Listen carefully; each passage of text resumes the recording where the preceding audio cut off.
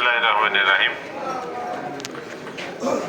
আজকে আমার নিজ বাসভবনে টঙ্গী পূর্ব এবং পশ্চিমের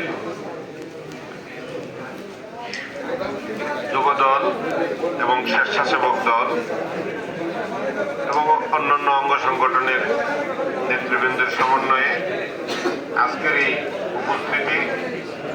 উপস্থিতিতে আপনাদের মাঝে কথা বলেছেন আমাদের মহানগর স্বেচ্ছাসেবক দলের সংগ্রামী সদস্য সচিব জনাব আব্দুল হালিম মোল্লা এবং টঙ্গী পূর্ব থানার সদস্য সচিব জনাব নাজমুল হোসেন মন্ডল, এখানে উপস্থিত আমার একজন প্রিয় মানুষ জনাব সৈয়দ রয়েল হায়দার ভাই সহ নাম বলতে গেলে অনেক সময় লাগবে।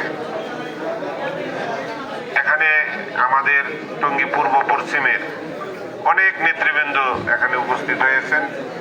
আমি যাদেরকে প্রত্যেকের নাম ধরে ধরে চিনি, আবার অনেকেই মুখে চিনি, হয়তো পদপদবী বা নাম বলা আমার পক্ষে হয়তো সম্ভব হবে না।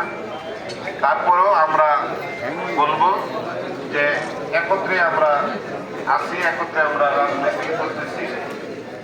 আজকের এই একত্রতা প্রকাশ করার জন্য বিশেষ করে হালিম এবং নাজমুলের নেতৃত্বে আপনারা যারা উপস্থিত হয়েছেন, আমি ওদের দুজন সহ আপনাদের সকলকে আন্তরিকভাবে অভিনন্দন ধন্যবাদ জানাই এবং আমার পক্ষ থেকে কৃতজ্ঞতা প্রকাশ করছি যে এই দূরের পথ পাড়ি দিয়ে কাশিমপুরে আমার বাসভবনে আপনারা আমার ডাকে এসেছেন, আমার ভালোবাসায় আপনারা এসেছেন এবং আমার সাথে আছেন এবং থাকবেন।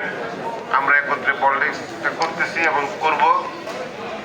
আমি শুধু এটুকুই বলবো যে আসলে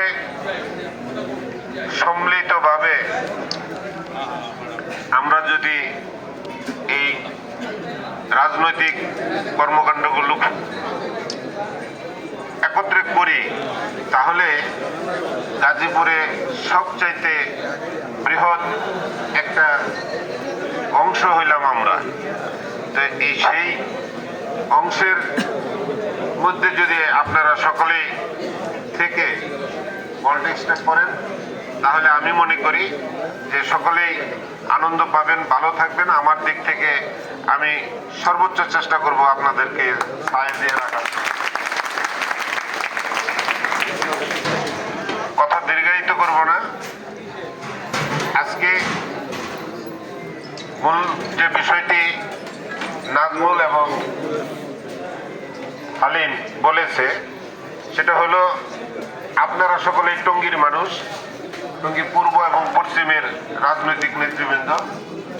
আপনারা শওকত হোসেন সরকারের গ্রুপ করেন এবং তার পলিটিক্সটা আপনারা ওখান থেকে সাপোর্ট দিচ্ছেন, কিন্তু সবাই হয়তো সবাইকে আমরা ওইভাবে জানি না যে আমার সাথে আরো কোন ভাই আছে বা আমরা কতজন আছি। তো সেই জন্য এখানে শুধু যুব দল আর স্বেচ্ছাসেবক দল আপনারা এসেছেন। আপনারা আজকে ঐক্যবদ্ধভাবে এই টঙ্গীতে অবস্থান করবেন। আমি আপনাদের সাথে আছি।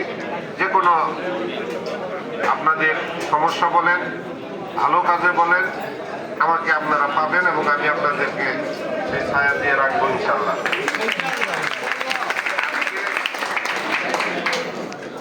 কথা শুনেছেন যে মাননীয় প্রধানমন্ত্রী আগামী 20 তারিখ টঙ্গীর 27-এ সম্ভবত কাঁচা রোড দিয়ে ভিতরে ঢুকবেন, ওখানে দুর্যোগ ব্যবস্থাপনা ট্রেনিং ইনস্টিটিউটে ভিত্তিপ্রস্তর স্থাপন করবেন। তো সেই ভিত্তিপ্রস্তর স্থাপন উপলক্ষে মাননীয় প্রধানমন্ত্রী আসবেন। আমরা সকলেই আমাদের সেই মাননীয় প্রধানমন্ত্রীকে সর্বোচ্চ সম্বর্ধনা দিতে চাই আপনাদের সকলের সহযোগিতা নিয়ে। তার জন্য যা যা ব্যবস্থা করার দরকার আপনাদের নেতৃত্বে যারা নেতৃত্ব দিচ্ছেন তারা আপনাদেরকে দিক নির্দেশনা দেবেন। আমিও আপনাদের সাথে থাকব।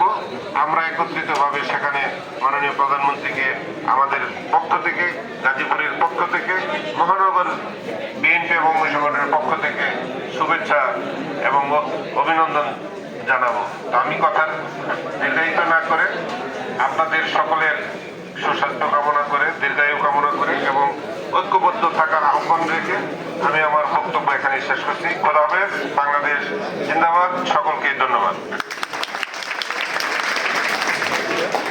আমরা খাবার দিয়ে দিই, সবাই মনে